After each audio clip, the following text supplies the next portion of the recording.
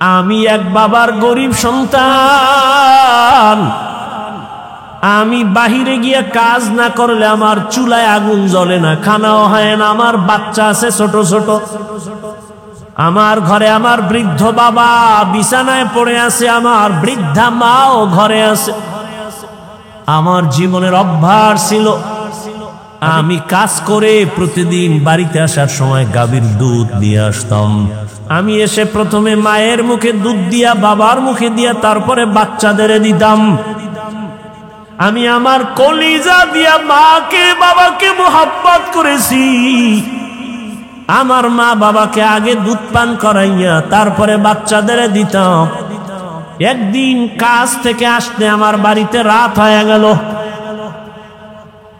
রাতের গভীরে বাড়িতে আসার পর হঠাৎ তাকায় দেখি মা দেরি দেখে ঘুমায় পড়ছে, আব্বাও ঘুমায়, বাচ্চারাও ঘুমন্ত ক্ষুধা। আমি তো নিয়ত আমার পাকা, আমার মা বাবাকে দুধ না দিয়া বাচ্চাদের দুধ দিব না, আমার ওয়াদা। আমি দুধের পেয়ালা নিয়ে ভাবতেছি কি করব, বাচ্চারাও ক্ষুধার্ত, কান্নার আওয়াজ। ওদিকে আমার মা ক্ষুধার্ত কিন্তু ঘুমে। এখন ঘুম থেকে ডাক দিলেও মা কষ্ট পাবে, কাঁচা ঘুম। ওই যুবক বলে তখন আমি মায়ের আদব আর দোয়া পাওয়ার জন্য আমি দুধের পেয়ালা নিয়ে মায়ের মাথার কিনারায় দাঁড়ায় আছি। আম্মা জান যখন সজাগ হবেন তখন আমি প্রথমে দুধ দিব, গাভীর দুধ পান করবে, তারপরে বাচ্চাদের দিব। আমি দুধের পেয়ালা নিয়ে দাঁড়ানো, মা ঘুমায়, বাবাও ঘুমায়। আমার বাচ্চাগুলো ক্ষুধার যন্ত্রণায় কান্না করে। এক পর্যায়ে বাচ্চাগুলো আমার পায়ের কাছে আইসা কান্না করে আর বলে, বাবা খানা দাও। আমি মাকে না দিয়া বাচ্চাদের দিব না, আমার ওয়াদ, আমি দেই না। এক পর্যায়ে তাকায় দেখি ক্ষুধার তৃষ্ণা আমার বাচ্চাগুলো কান্না করে করে মাটির মধ্যে পড়ে ঘুমায় গেছে।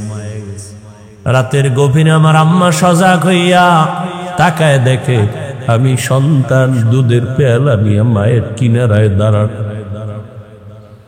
মা তাকায় বলে, বাবা তুমি কি ঘুমাও নাই? আমি বললাম, মা তোমাকে আমি না খাওয়ায় কেমনে ঘুমাবো, আমার চোখে ঘুম আসবে না, কারণ তুমি আমাকে গর্বে নিয়ে কত রাত ঘুমাইতে পারো নাই রে মা, কত কষ্ট করেছো। আমার মতো সন্তানটা তুমি গর্বে রেখে খাইতে পারো নাই, ঘুমাইতেও পারো নাই রে মা। আমার চামড়া খুলিয়া জুতা বানাইলে তোমার ঋণ আদায় হবে না। ও মা তোমাকে না খাওয়াই আমি কেমনে ঘুমাবো? আমার চিন্তায় তুমি কত রাত ঘুমাইতে পারো নাই রে মা।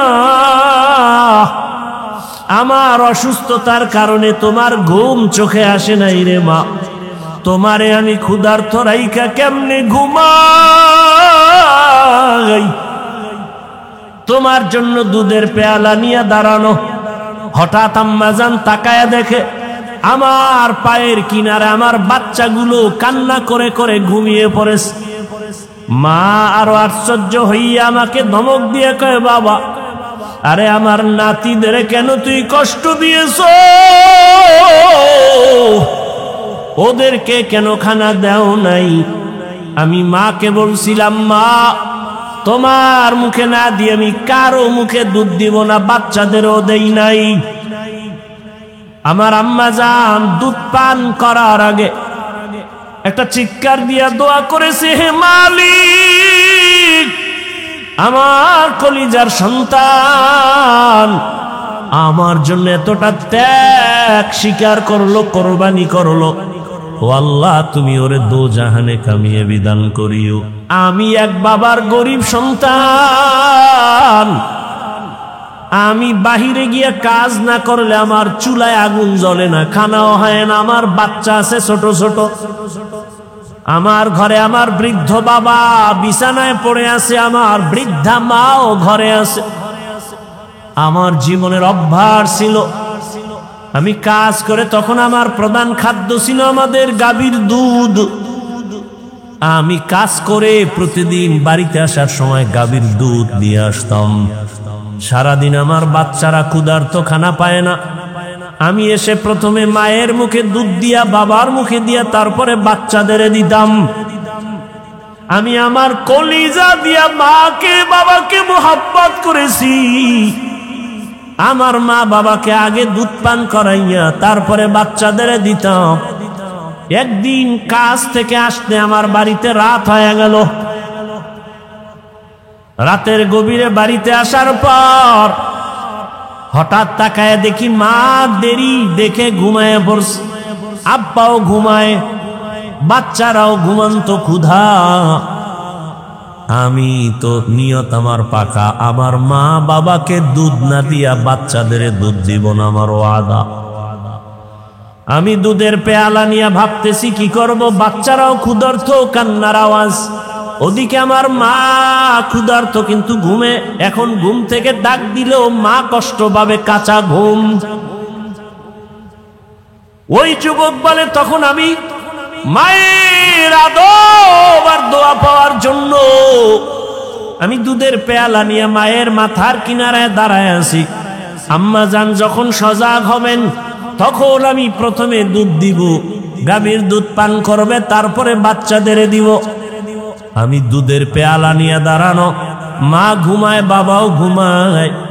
আমার বাচ্চাগুলো ক্ষুধার যন্ত্রণায় কান্না করে।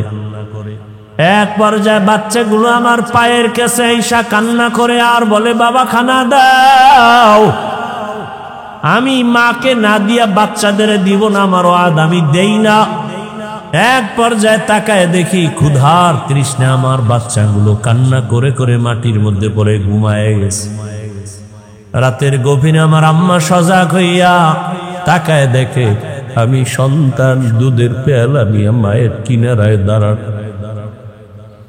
মা তাকায় বলে, বাবা তুমি কি ঘুমাও নাই? আমি বললাম, মা তোমাকে আমি না খাওয়ায় কেমনে ঘুমাবো? আমার চোখে ঘুম আসবে না, কারণ তুমি আমাকে গর্বে নিয়ে কত রাত ঘুমাইতে পারো নাই রে মা, কত কষ্ট করেছো। আমার মতো সন্তানটা তুমি গর্বে রেখে খাইতে পারো নাই, ঘুমাইতেও পারো নাই রে মা।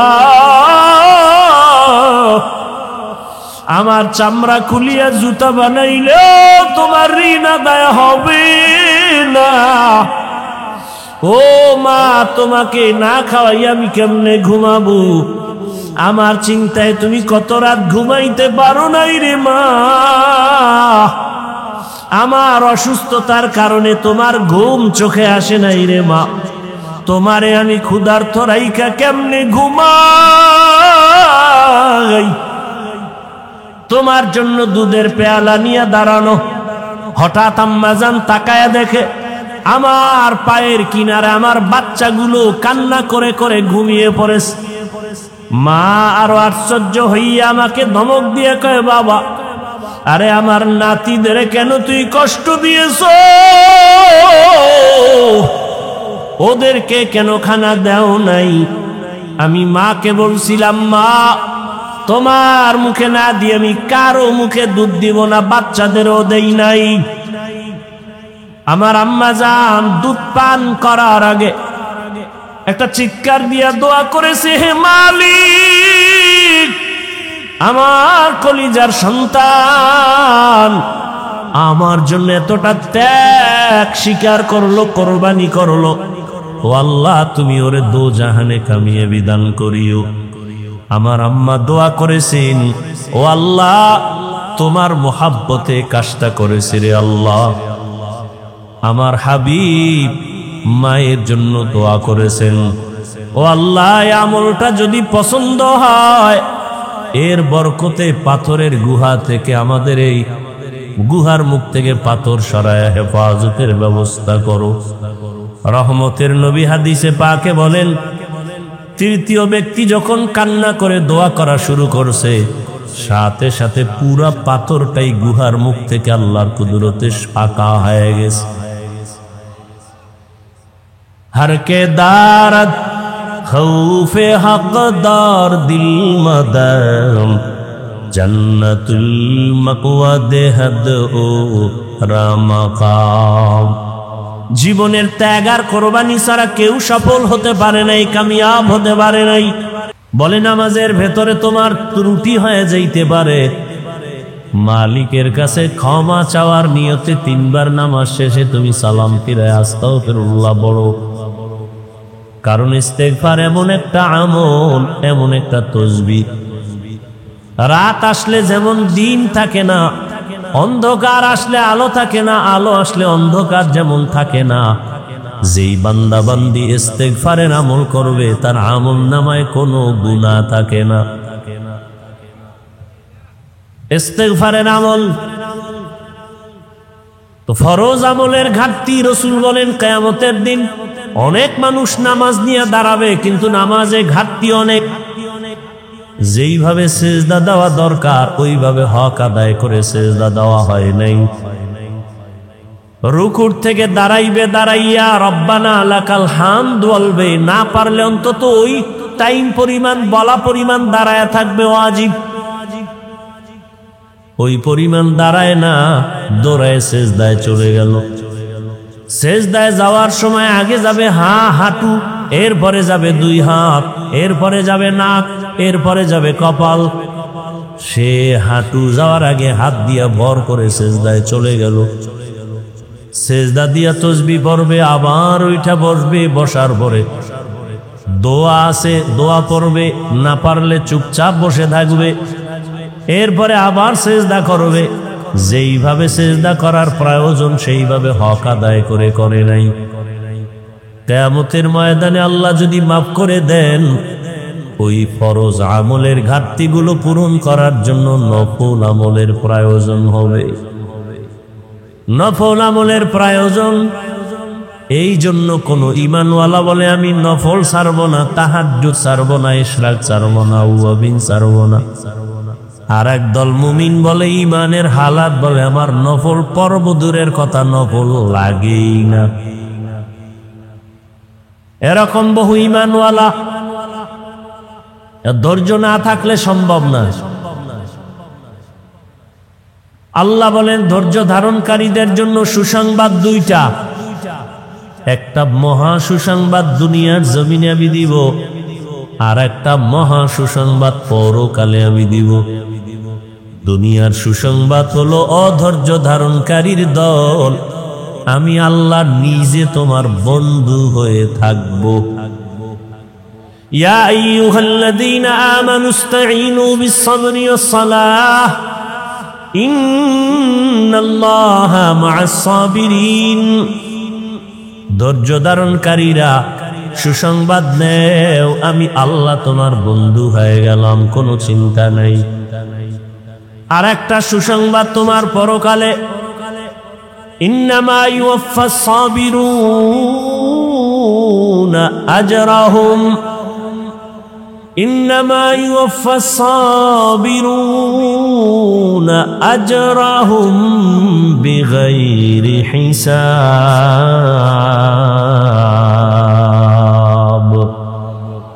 কিয়ামতের ময়দানে ধৈর্য ধারণকারীদের সুসংবাদ আমি বিনা হিসাবে জান্নাত দিয়া দিব। বিনা হিসাবে জান্নাত পাওয়া বড় কঠিন। ধৈর্য ধারণকারী যারা, তাদের আল্লাহ বিনা হিসাবে জান্নাত দান করবেন। ধৈর্য ধারণকারী দুনিয়ায় পাবে আল্লাহ তার বন্ধু, আখিরাতে তার বিনা হিসাবে জান্নাত। এজন্যই ধৈর্য না থাকলে পরীক্ষায় পাশ করা সম্ভব না। আল্লাহ মুসিবতের দ্বারা পরীক্ষা নিবেন, ধৈর্য ধারণ করতে হবে। ধৈর্য ধারণ করে চুপ থাকা যাবে না। বলে মুসিবত যখন আসবে, জবানের আমল একটা, বাস্তবে আর আমল চালাওয়ার একটা। মুসিবত যখন আসবে তখন তোমার জবানের আমল, ইজা আসাবাতহুম মুসিবাহ ক্বালু ইন্না লিল্লাহি ওয়া ইন্না ইলাইহি রাজিউন। ধৈর্য ধারণকারীরা মুসিবত যখন আসবে জবানের আমল ইন্না লিল্লাহি ওয়া ইন্না ইলাইহি রাজিউন, আবার তুমি দোয়াও পড়ো। রহমতের নবী বলেন আল্লাহুম্মা জুরনি ফি মুসিবাতি আফলুফ লি খায়রাম মিনহা। আল্লাহর কাছে তুমি ধৈর্য চাও, আজর চাও, ফলাফল আল্লাহ ধৈর্যের ফলাফল দান করো। আর বাস্তব আমল হলো আল্লাহ আয়াতে বলেন ইয়া আইয়ুহাল্লাযীনা আমানুস্তাঈনু বিস-সাবরি ওয়াস-সালাহ। মুসিবত আসলে সাহায্য চাইবা কার কাছে? দুই জিনিসের মাধ্যমে বললেই হবে না আল্লাহ দেও, দুই জিনিসের মাধ্যমে চাও। এক নম্বরে নামাজ, ধৈর্য, দুই নম্বরে হলো নামাজ। নামাজে দাঁড়ায় যাও, নামাজে দাঁড়াইয়া তুমি আল্লাহর শরণাপন্ন হও। নামাজ শেষ করিয়া দেখবা মুসিবত তোমার সামনে আর নাই। আল্লাহ তাআলা পাঁচটা জিনিসের দ্বারা পরীক্ষা করবেন। মিনাল খাউফ, ভয়ের মাধ্যমে; দুই, ওয়াল জু, ক্ষুধার মাধ্যমে; তিন, ওয়া নাকসিম মিনাল আমওয়াল, সম্পদের ঘাটতির মাধ্যমে; ওয়াল আনফুস, জীবনের ঘাটতির মাধ্যমে; ওয়াস সামারাত, ফলের ঘাটতির মাধ্যমে; ওয়াবাশশিরিস সাবিরিন, ধৈর্য ধারণকারীদের জন্য সুসংবাদ। এক নম্বরে ভয়। ভয়ের মাধ্যমে মুমিনের পরীক্ষা। সবগুলোই কিন্তু জীবনের জন্য একটা হুমকি স্বরূপ মুসিবত। ভয় আবার কয়েকটা ভাগে বিভক্ত।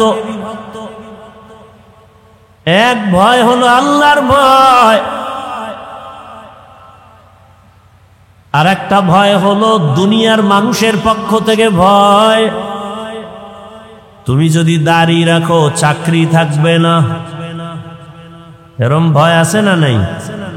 সেদিন এক আর্মির চাকরিজীবী এক যুবক, মোনাজাতের পরে বের হইলাম, স্টেজের সামনে গাড়িতে উঠার আগে বলে হুজুর দোয়া করবেন, আমি আর্মির চাকরি করে কয়েকদিন আগে চাকরি ছেড়ে দিস। কেন ছাড়লা? এই মুহূর্তে আর্মিদের মূল্যায়ন তো অনেক বেশি, ছাড়লা কেন? যুবক বলে আমাকে বারবার মানসিকভাবে টর্চার করা হয়, দাড়ি কেটে ফেলো, দাড়ি কেটে ফেলো, দাড়ি কেটে ফেলো। আমি চাকরি ছেড়ে দিয়েছি, দোয়া করবেন আল্লাহ হালাল ভাবে যেন রিজিকের ব্যবস্থা করে দেন। ইমান ইমান, সেও মানুষ, আপনিও মানুষ। এখানে আমরা যারা বসে আছি সবাই আমরা মুসলমান। আপনাদের আল্লাহ আমার আল্লাহ দুইজন না এক? আপনাদের নবী আমার নবী, আপনাদের কোরআন আমার কোরআন, আপনাদের কাবা আমার কাবা, আপনাদের ধর্ম আমার ধর্ম, আপনাদের কালেমা আমার কালেমা। দুনিয়াতে আমরা আসছি সিস্টেম সবার এক। বিদায় বেলা কাফনের সংখ্যাও আমারও তিনটা কাফন হবে, আপনাকেও তিনটা কাফন দেয়া হবে। টাকাওয়ালা মরে গেল তার তিনটা কাফন, রিক্সা ড্রাইভার মরে যাবে তাকেও তিন কাফন। টাকাওয়ালার সম্মানে একটা কাফন কেউ বাড়াবেও না, গরিব হওয়ার কারণে কেউ মরে গেলে একটা কাফন কেউ কমাইয়াও দিবে না। কাফনের সংখ্যাও কয়টা বলেন? পুরুষের তিনটা, মহিলাদের পাঁচটা। কালার কি হবে? আলাদা আলাদা। আমাদের হুজুরদের কাফনের কালার একরকম, আপনাদের কালার আর এক রকম। হ্যাঁ, বড় লোকের কাফন একরকম, ছোট লোকের আর এক রকম। কে ধনী, কে গরিব, কে আলেম, কে মূর্খ, কে ডাক্তার, কে রোগী, কে ইমাম, কে মুক্তাদি, কে বড় লোক, কে ছোট লোক। যতই বাহাদুরি করি না কেন, সাদা কাফনে যেদিন ঢুকবো সব বাহাদুরি বন্ধ হয়ে যাবে। সবার কাফনের কালারও এক। কি কালার? আপনারা কালার লইয়াও কিলেকিলি করেন, এমন সোনার বাংলাদেশ। কালার লইয়াও মারপিট করে। কে সবুজ পরলো, কে কালো পরলো, কে সাদা পরলো, এ নিয়েও ঝগড়া চলে, আছে না নাই? এরে আল্লাহর বান্দারা, আমাদের কাফনের সংখ্যা এক, কালার এক, কবরের সাইজও কিন্তু এক। কবরে রেখে সব চলে যাওয়ার পরে কবরের প্রশ্ন হবে কয়টা বলেন? সবার বেলা এক না আলাদা আলাদা? আমাকেও যেই প্রশ্ন করা হবে, আপনাকেও সেই প্রশ্ন করা হবে। রবের পরিচয় দাও, ধর্মের পরিচয় দাও, রাহমাতুল লিল আলামিনের পরিচয় দাও। তাহলে আল্লাহ এক, নবী এক, কোরআন এক, কাবা এক, ধর্ম এক, কালেমা এক। আপনাকে বয়ান করা লাগবে কেন আমার? আপনি তো আল্লাহ মানেন, নবী মানেন, কোরআন হাদিস মানেন। আপনাকে কেন টুপির বয়ান করব, দাড়ির বয়ান করব, পোশাকের বয়ান করব, নামাজের বয়ান করব? আজকে তো বিধর্মীকে বয়ান করব যারা আল্লাহ চিনে না, কোরআন চিনে না, নামাজ বুঝে না, অথচ তাদেরকে সময় দেওয়ার টাইম নাই। আপনাদের পেছনে ঘুরতে ঘুরতে 12 মাস ঘুমানোর টাইম নেই। পায়ে ধরে ধরে আপনাদের বুঝাইতে হয় নামাজ পড়েন, টুপি পরেন। আপনিও মুসলমান, আমিও মুসলমান। আমার টুপি মাথায় না রাখলে লজ্জা পাই। আর আপনি কেমন মুসলমান যে আপনি টুপি মাথায় দিতে গেলে লজ্জা পান? আমি দাড়ি না রাখলে লজ্জা পাই, আর আপনি দাড়ি রাখতে গেলে লজ্জা পান। আমি নামাজ না পড়লে লজ্জা, আপনি নামাজ পড়তে গেলে লজ্জা। আমি আল্লাহর ঘর মসজিদে, আপনি মসজিদে ঢুকতে গেলে লজ্জা পান। আমি পর্দা না করলে লজ্জা পাই, আর আপনি পর্দা করতে গেলে লজ্জা পান। আপনি কেমন ভিআইপি মুসলমান? আপনার ইমানের হালাত কি? আমি আপনাকে কথা বলি না, সবাই আমার মতো হুজুর হয়ে যান। খবরদার, হুজুর বানাইতে আমি বাংলাদেশে ঘুরি না। আমি আপনাকে আপনার রাস্তায় থাইকা জান্নাতের পরিচয় দিতে চাই। আপনি চাকরি করেন, ব্যবসা করেন, লেখাপড়া করেন, ওখানে থাইকা মদিনার আদর্শের মালা গলায় লাগায়। আপনাদের মতো লাইনের মানুষ, জেনারেল লাইনের মানুষ, বাংলা লাইনের মানুষ জীবনে মাদ্রাসায় পড়ে না, আলিফ বা তাও জানে না। এমন মানুষ কি আপনাদের লাইনে দাড়িওয়ালা নামাজি নাই? স্কুলে পড়ে, কলেজে পড়ে। ও যুবকেরা তাকায় দেখো, তোমার মতো যুবক স্কুল কলেজে পড়ে, চাকরি করে, ব্যবসা করে, 5 ওয়াক্ত নামাজ পড়ে, বলো তুমি পারো না কেন? তোমার মতো জেনারেল লাইনের যুবক রাস্তায় গাড়ি চালায়, নামাজ ছাড়ে না, বলো তুমি কেন পারো না রে বাবা? তোমার মতো যুবক র‍্যাব, আর্মি, পুলিশ, বিডিআর এর চাকরি করে, নামাজ পড়ে, দাড়িওয়ালা আছে না নাই? আল্লাহ বিবেক দিয়েছে, তোমার বিবেকটাকে প্রশ্ন করো, তুমি কেন পারো না রে বাবা? তোমার মতো যুবক নদীর মধ্যে মাছ ধরে, নামাজ ছাড়ে না, বলো তুমি কেন পারো না? তোমার মতো যুবক জমিনের মধ্যে কৃষি কাজ করে, নামাজ ছাড়ে না, গামছা বিছাইয়া নামাজ পড়ে, বলো তুমি কেন পারো না? তোমার কপাল বুঝি পুড়ে গেছে, কার না জানি বর্তমান তোমার কপালে লাগছে। তোমার মনটাকে বুঝাও যে তোমার মতো যুবক স্কুল কলেজে পড়ে, নামাজ পড়ে, তুমি আমি পারবো না কেন? কই আমরা আল্লাহর পথে থাইকা তো সম্মান কমে নাই, না খাইয়েও কেউ মরে যাই নাই। এরে আল্লাহর বান্দারা, এই যে মাঝে মাঝে আপনাদের থেকে সহযোগিতা চাওয়া হয়, কিছু দান সদকা করেন, না করলেও পারি। চাই কেন? ওই আপনারা আবার রাস্তাঘাটে বলেন হুজুর গো দাঁড়িয়ে যাবো না, নিজে নিজে চালায়, আমগো শরীকদার বানায় না, দান সদকা নেয় না, চায় না।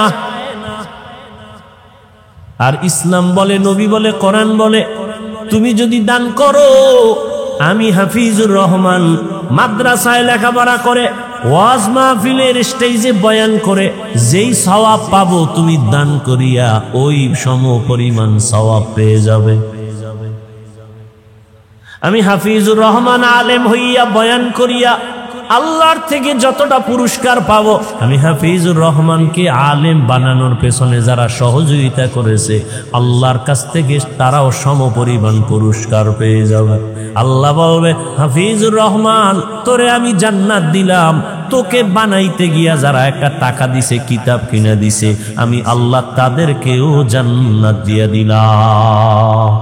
আতিনা বি দারে দুনিয়া না হাসান, আতিনা ফি দারে উকবা না হাসান, ইয়া গিয়াসাল মুস্তাগীসিন ইহদিনা লিফতিখারা বিল উলুমে ওয়াল গিনা। হর গড়ি দে নেको तू तैयार है, जो न मांगे उससे तू बेजार है। পাঁচটা জিনিসের মাধ্যমে আল্লাহ মুমিনের পরীক্ষা নিবেন। এক নম্বরে আল্লাহর পক্ষ থেকে ভয়। চার মাযহাবের চার ইমামের এক ইমাম, ইমাম শাফিঈ রাহমাতুল্লাহ আলাইহি বলেন, এখানে ভয় দ্বারা উদ্দেশ্য হলো আল্লাহর পক্ষ থেকে ভয়, আল্লাহর পক্ষ থেকে জাহান্নামের আযাবের ভয়, আল্লাহর আযাবের ভয়। গুনাহ করলে জাহান্নাম, ওই ভয়ে তুমি বান্দা আল্লাহর মহব্বতের রশিটাকে মজবুত করে ধরে সামনে আগাও। আল্লাহর ভয় আর একটা দুনিয়ার মানুষের পক্ষ থেকে ভয়। পর্দা করলে তোমার আত্মীয় স্বজন বেজার। এখন তুমি আত্মীয় স্বজনের মন খুশি রাখবা নাকি আল্লাহর মন খুশি রাখবা, এটাই তোমার পরীক্ষা। আল্লাহকে খুশি রাখতে গেলে আত্মীয় বেজার হবে, আত্মীয় খুশি করতে গেলে আল্লাহ বেজার হয়ে যাবে। দাড়ি রাখলে আত্মীয়রা বেজার, আমার আল্লাহ খুশি। দাড়ি কাটলে আত্মীয় খুশি, আল্লাহ বেজার। এখন তোমার পরীক্ষা চলতেছে, তুমি কাকে খুশি রাখবা। ফলাফলের বেলায় দেখা যাবে কে কোন জায়গায় তুমি উপস্থিত হতে পারো। আল্লাহ তাআলা বলেন, এই ভয়ের মাধ্যমে পরীক্ষা পাশ করার জন্য লাগবে ধৈর্য। ইয়া আইয়ুহাল্লাযীনা আমানুসবিরু ওয়া সাবিরু ওয়া রাবিতু ওয়াত্তাকুল্লাহা লাআল্লাকুম তুফলিহুন। ধৈর্যের বড় দাম। আল্লাহ তাআলা বলেন, সব মানুষ জাহান্নামে যাবে, চার গুণওয়ালারা জান্নাতে যাবে। ওয়াল আসরি ইন্নাল ইনসানা লাফি খুসর ইল্লাল্লাযীনা আমানু ওয়া আমিলুস সালিহাত ওয়া তাওয়াসাউ বিল হক ওয়া তাওয়াসাউ বিস সাবর। ধৈর্য বড় দামি এক গুণের নাম। চার গুণওয়ালারা জান্নাতে যাবে। ওয়াল আসরি সূরা আল্লাহ বলেন সব মানুষ জাহান্নামে যাবে, চার গুণওয়ালারা জান্নাতে যাবে। এর মধ্যে চতুর্থ গুণ হলো ধৈর্য ধারণ করনেওয়ালারা। ধৈর্য বড় দামি এক সম্পদ। আল্লাহ তাআলা ধৈর্যের বড় সম্মানের বয়ান করেছেন। আজকে আমাদের মধ্যে ধৈর্য নাই, যে কারণে আমরা অনেক ক্ষেত্রে সামনে আগাইতে গিয়ে অনেক পেছনে পড়ে যাই। ধৈর্যের পরীক্ষা দিলেন, একটু আগে বয়ান করলেন কোরবানির বয়ান। ইতিহাসের পৃষ্ঠায় ধৈর্যের পরীক্ষা দিলেন আমার রহমতের নবী।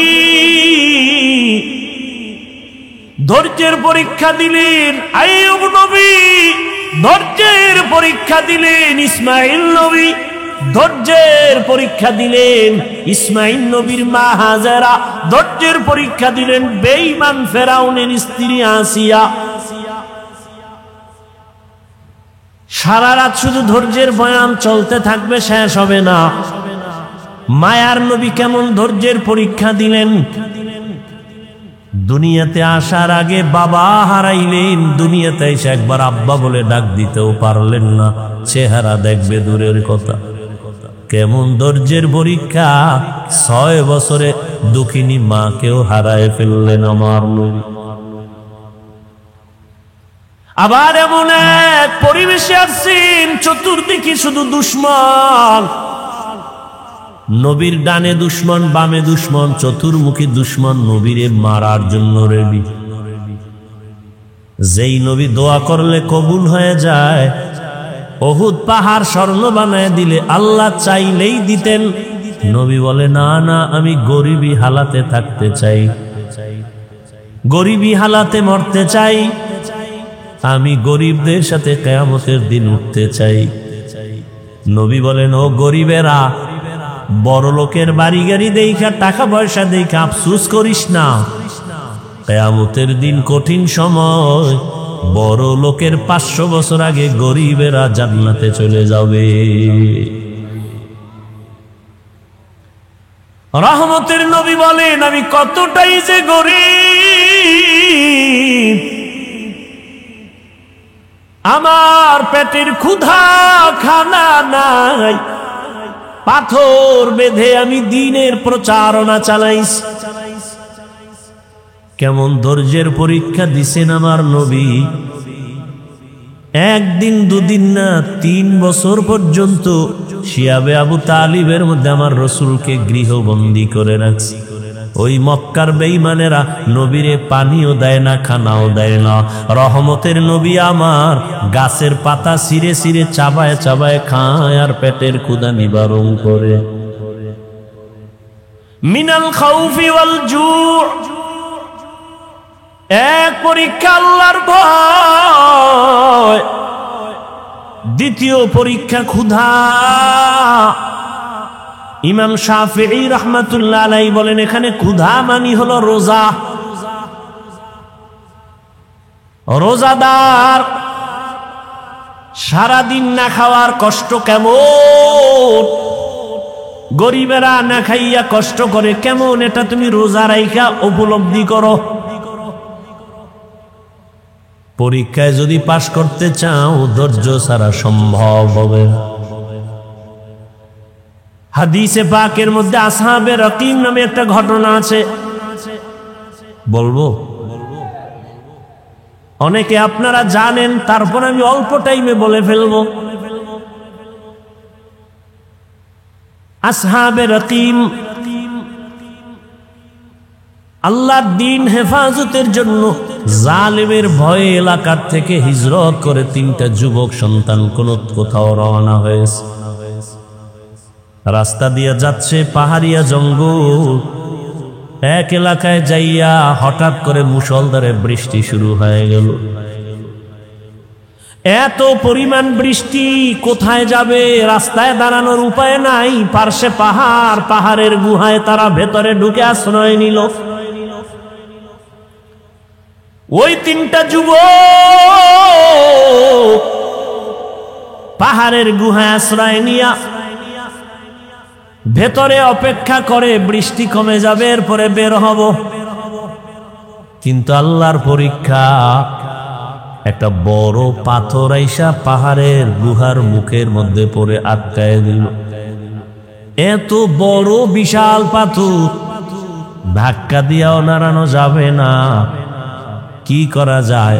এক তো বৃষ্টির মুসিবত, আর একটা হলো গুহার ভেতরে অন্ধকারের মুসিবত, আর একটা মুসিবত হলো সামনে পাথর আটকায় দিছে, এত বিশাল পাথর নাড়াচাড়া করা যায় না, আর এক মুসিবত। আল্লাহ বলেন, আমি যারে বেশি মহব্বত করি তারে মুসিবত দিয়ে পরীক্ষা নিব, রাসূলের হাদিস। আর মুসিবত যখন আসবে, জবানের আমল করো। ইজা আসাবাতহুম মুসিবা ক্বালু ইন্না লিল্লাহি ওয়া ইন্না ইলাইহি রাজিউন। অন্ধকারে গুহার মধ্যে বসে পেরেশান হয়ে গেলেন, কি করি, কোথায় যাব? কাউকে টেলিফোন করার কোনো সুযোগ নাই, টেলিফোনও নাই, থাকলেও করতে পারবে না। এমন এক গুহার মধ্যে ঢুকছে, নেটওয়ার্ক থাকবে না, আবার আলো নাই, অন্ধকার, বাহিরের আলো যাও আসবে, কিন্তু পাথর এসে আটকায় দিল। আবার বাহিরে প্রচন্ড মুষলধারে বৃষ্টি চলে। এক পর্যায়ে তারা নিরুপায় হইয়া পরামর্শ শুরু করলো, কি করা যায়, কি করা যায়। একজনে বলে, আমার আপনার তো 3 জনে হিসাব করে দেখো, জীবনে কোনো ভালো কাজ করছো কিনা বল। একজনে কে, হ্যাঁ আমার একটা ভালো কাজ জীবনে করছি, সবই আকাম করছি, তবে একটা ভালো কাজ আমার মনে হয় করেছি। বলে ভালো কাজের ওসিলা দিয়া মালিকের সামনে সিজদায় পড়ে চোখের পানি ছেড়ে কান্না কর। আমার মালিকের যদি ডাক দাও আল্লাহ পাক রাস্তা খুলে দিবেন। আম্মা ইউজিবুল মুযতাররা ইযা দাআহ, বান্দা যখন মুসিবতে পড়ে আমার মালিকের ডাক দেয়, আল্লাহর কোরআন বলে আল্লাহ তার মুসিবত থেকে তাকে পবিত্রতা অর্জন করার রাস্তা খুলে দেন। তিনটা যুবক পরামর্শের মাধ্যমে সিদ্ধান্ত এক হয়ে গেল, হ্যাঁ যার যার জীবনের ভালো কাজ যদি থাকে ওই কাজের ওসিলা দিয়া মালিকের ডাকো আর কান্না করো। প্রথম জন বলে আমার এক ভালো কাজ আছে, দ্বিতীয় বলে আমারও জীবনের একটা ভালো কাজ আছে, আর একজন বলে আমারও ভালো কাজ আছে।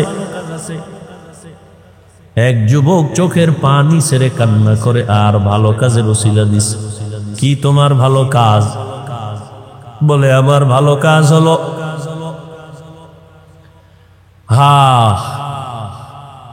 আমি এক সময় টাকার মালিক হইয়া আমার বাড়ি কর্মচারীরা কাজ করত। কর্মচারী কাজ করার ক্ষেত্রে এক কর্মচারী আধা বেলা কাজ করলো, আমি তাকে বেতন দিলাম কম। লোকটা মনের কষ্টে টাকা না নিয়ে চলে গেল, রাগ করে চলে গেল। ওই টাকাগুলো আমার কাছে রেখে গেল। আমি আমানতের সাথে টাকাগুলো দিয়ে আমি বকরি কিনে কিনে কিনে কিনে একের পরে এক বকরি বড় হয়, বিশাল এক পাল হয়ে গেল। ওর ওই মজুরির টাকা আমি খেয়ানত করি নাই, আমি ওই টাকা দিয়া বাড়ায়া বাড়ায়া বিশাল এক বকরির পাল হয়ে গেল। কোন একদিন ওই কর্মচারী এসে বলে আমার টাকা দাও। আমি চাইলে ওর ওই অতটুকু টাকাই দিতে পারতাম, কিন্তু না। মালিকের দরবারে কাঁদেন আর বলেন, হে মালিক, তোমার জাহান্নামের আযাবের ভয় অন্তরে জমা করিয়া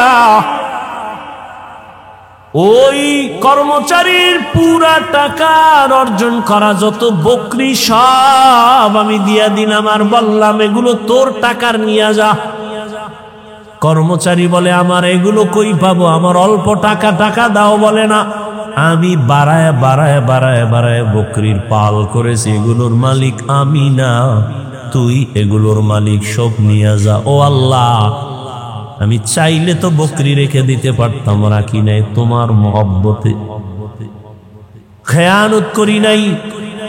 আল্লাহ তোমার মহব্বতে আমলটা করেছি, যদি তোমার কাছে ভালো লাগে এর বরকতে মুসিবতের সময় গুহার মুখের থেকে পাথরটা তুমি সরায়া দাও। হাদিস শরীফে আল্লাহর রাসূল বলেন, আল্লাহর কাছে কান্না করে দোয়া করা মাত্র সাথে সাথে পাথরের আল্লাহর কুদরতি জিম্মায় 3 ভাগের 1 ভাগ পাথর এমনে এমনে ফাঁকা হয়ে গেল। কয় ভাগ? 3 অংশের 1 অংশ ফাঁকা হয়ে গেল। অটো কার কুদরত? আল্লাহর কুদরত। আল্লাহ তো সাহায্য করবেন, তবে আল্লাহর কাছে চাইতে হবে। তাও আবার উল্টা পাল্টা নিয়মে চাইলে হবে না। কান্না, নামাজ, ধৈর্য। দ্বিতীয় যুবক আল্লাহর দরবারে কান্না শুরু করলো, হে মালিক, আমার জীবনে একটা ভালো কাজ আমি করেছি। কি? আমি একদিন আমার বয়সের যৌবনকালে আমি আমার চাচার বাড়ি বেড়াইতে গেছিলাম। আমার চাচার বাড়ি এক জরুরতে যাইয়া আমি দেখি বাড়ির মধ্যে আমার চাচাও নাই, আমার চাচিও নাই, তারা অন্য জরুরতে কোথাও গেলেন। আমার ঘরের মধ্যে, চাচার ঘরে উপযুক্ত এক যুবতী আমার চাচাতো বোনকে আমি পেয়ে গেলাম। আমার যৌবনার নফসের ধোকায় পড়ে আমি আমার চাচার ঘরে চাচাতো বোনটাকে পাইয়া আমি আমার যৌবনের তাড়নায় আমার বোনের উপরে আক্রমণাত্মক দৃষ্টি দিলাম। লোভানক দৃষ্টি দিয়া যখন আমি বোনটাকে মাটির মধ্যে ফেলে দিলাম, আমি এক পর্যায়ে বোনের চাস্তো বোনের বুকের উপরে উঠে বসছি। এমন সময় আমি দেখি আমার চাচাতো বোন মাটির মধ্যে চিত হয়ে শুয়ে চোখের পানি ছেড়ে কান্না করতেছে।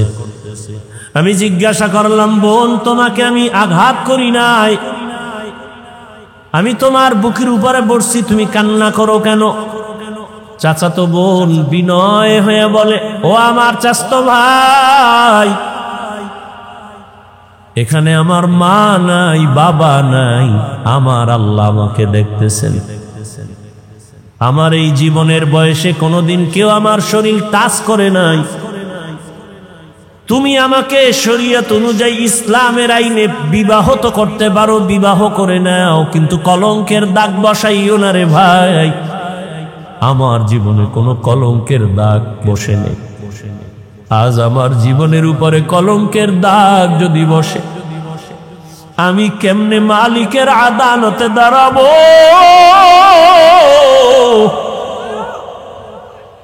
তুমি আমারে দয়া করে মাফ করে দাও। আমার আব্বাকে বলে প্রয়োজনে বিবাহের ব্যবস্থা করব, তারপরেও তুমি আমার কলঙ্কের দাগ দিও না রে ভাই। যুবক আল্লাহর কাছে কান্না করে বলেন, হে মালিক, ওই চাস্তো বোনের কান্না দেখাও আমার অন্তর নরম। আমি আমার বোনের কান্না দেখে দ্রুত আমি বোনের থেকে আলাদা হয়ে বললাম, বোন, আমারে মাফ করে দাও, আমি তোমার উপরে আর অপরাধ করব না। ও আল্লাহ, তোমার জন্যই আমি আমলটা করেছি, চাইলে তো আমি জোর করে অন্যায় করতে পারতাম। তুমি এর বরকতে আমাকে পরিত্রাণ দাও, গুহার মুখ থেকে আমাদের বাঁচাও। কান্না করে দোয়া করা মাত্র পাথরের টিনের 2 অংশ ফাঁকা হয়ে গেল আল্লাহর কুদরতে। তৃতীয় যুবক আল্লাহর দরবারে কান্না করেন, হে মালিক, আমার জীবনের একটা ভালো কাজ মনে হয় আমার মনে বলে ভালো কাজ করেছে। আমি এক বাবার গরিব সন্তান, আমি বাহিরে গিয়ে কাজ না করলে আমার চুলায় আগুন জ্বলে না, খানাও হয় না, আমার বাচ্চা আছে ছোট ছোট, আমার ঘরে আমার বৃদ্ধ বাবা বিছানায় পড়ে আছে, আমার বৃদ্ধা মাও ঘরে আছে। আমার জীবনের অভ্যাস ছিল, আমি কাজ করে তখন আমার প্রধান খাদ্য ছিল আমাদের গাভীর দুধ। আমি কাজ করে প্রতিদিন বাড়িতে আসার সময় গাভীর দুধ নিয়ে আসতাম। সারাদিন আমার বাচ্চারা ক্ষুধার্ত, খানা পায় না।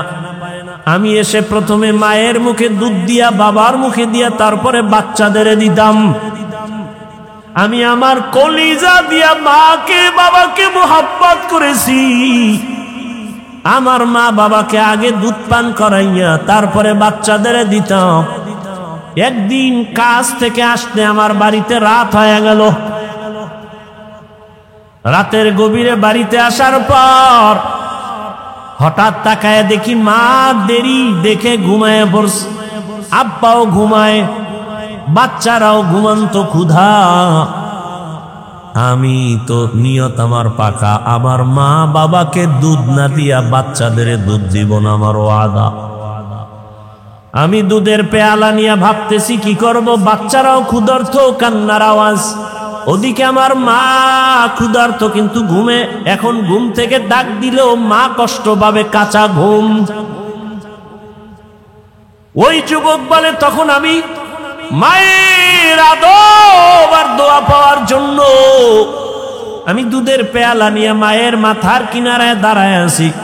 আম্মা জান যখন সজাগ হবেন তখন আমি প্রথমে দুধ দিব, গাভীর দুধ পান করবে, তারপরে বাচ্চাদের দিব। আমি দুধের পেয়ালা নিয়ে দাঁড়ানো, মা ঘুমায়, বাবাও ঘুমায়, আমার বাচ্চাগুলো ক্ষুধার যন্ত্রণায় কান্না করে। এক পর্যায়ে বাচ্চাগুলো আমার পায়ের কাছে আইসা কান্না করে আর বলে, বাবা খানা দাও। আমি মাকে না দিয়া বাচ্চাদের দিব না, আমার ওয়াদ, আমি দেই না। এক পর্যায়ে তাকায় দেখি ক্ষুধার তৃষ্ণা আমার বাচ্চাগুলো কান্না করে করে মাটির মধ্যে পড়ে ঘুমায় গেছে। রাতের গভীরে আমার আম্মা সজাগ হইয়া তাকায় দেখে আমি সন্তান দুধের পেয়ালা নিয়ে মায়ের কিনারায় দাঁড়ানো। মা তাকায় বলে, বাবা তুমি কি ঘুমাও নাই? আমি বললাম, মা তোমাকে আমি না খাওয়ায় কেমনে ঘুমাবো? আমার চোখে ঘুম আসবে না, কারণ তুমি আমাকে গর্বে নিয়ে কত রাত ঘুমাইতে পারো নাই রে মা, কত কষ্ট করেছো। আমার মতো সন্তানটা তুমি গর্বে রেখে খাইতে পারো নাই, ঘুমাইতেও পারো নাই রে মা। আমার চামড়া খুলিয়া জুতা বানাইলে তোমার ঋণ আদায় হবে না। ও মা তোমাকে না খাওয়াই আমি কেমনে ঘুমাবো? আমার চিন্তায় তুমি কত রাত ঘুমাইতে পারো নাই রে মা। আমার অসুস্থতার কারণে তোমার ঘুম চোখে আসে নাই রে মা। তোমারে আমি ক্ষুধার্ত রাইখা কেমনে ঘুমাই?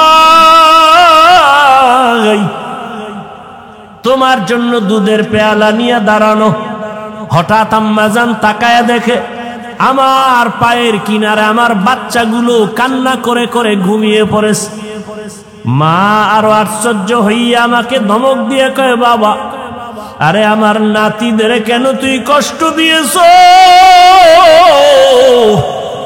ওদেরকে কেন খানা দেও নাই? আমি মাকে বলছিলাম, মা তোমার মুখে না দিয়ে আমি কারো মুখে দুধ দিব না, বাচ্চাদেরও দেই নাই।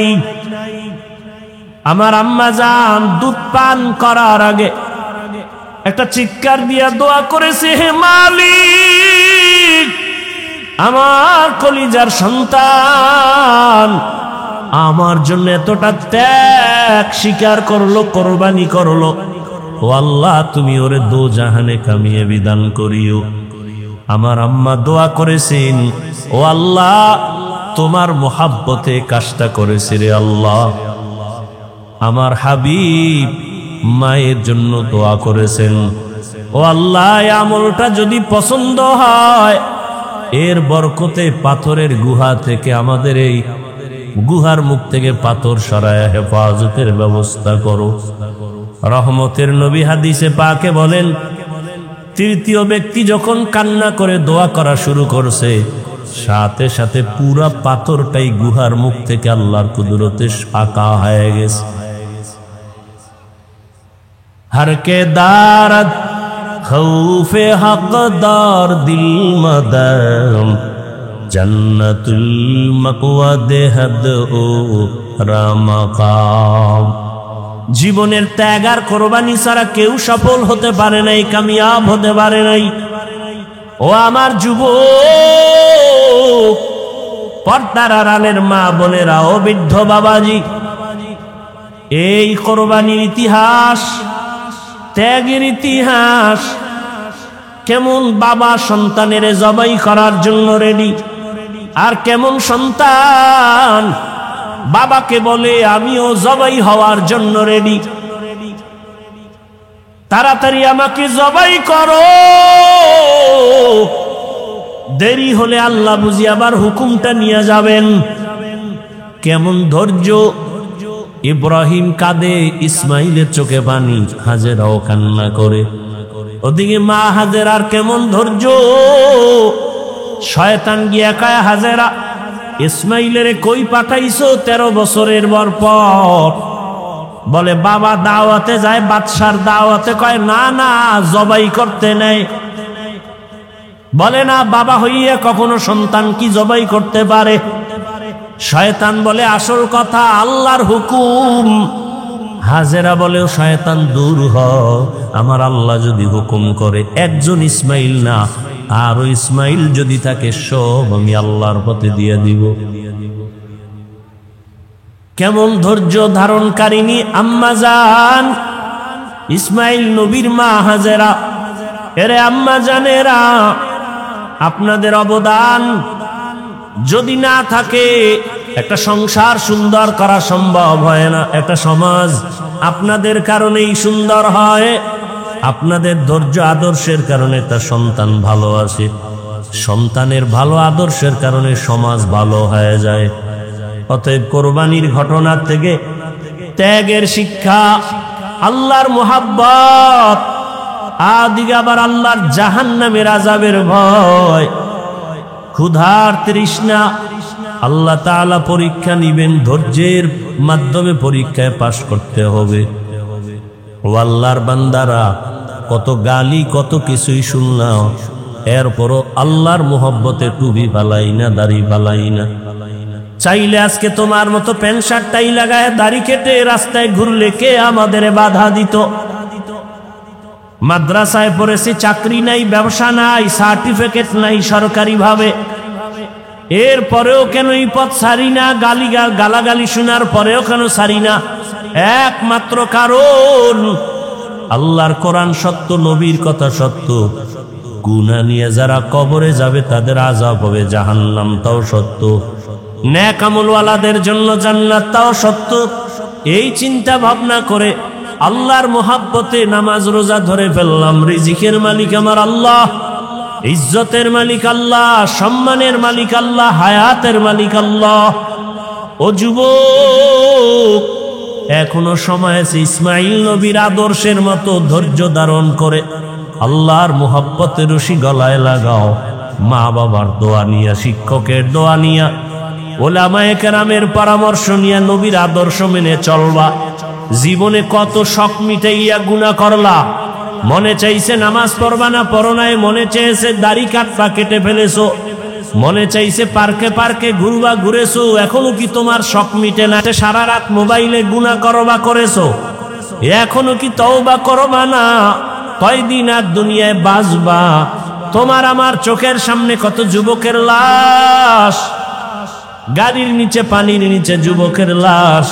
কয়দিন আর দুনিয়ায় বাঁচবা রে বাবা? এখনো সময় আছে, তওবা করে নাও, মা বাবার দোয়া নাও, শিক্ষকের দোয়া নাও, উলামায়ে কেরামের দোয়া নাও। আর নামাজ ছাড়বা না, দাড়ি কাটবা না, বেপরদায় চলবা না, মা বাবার সাথে বেয়াদবি করবা না।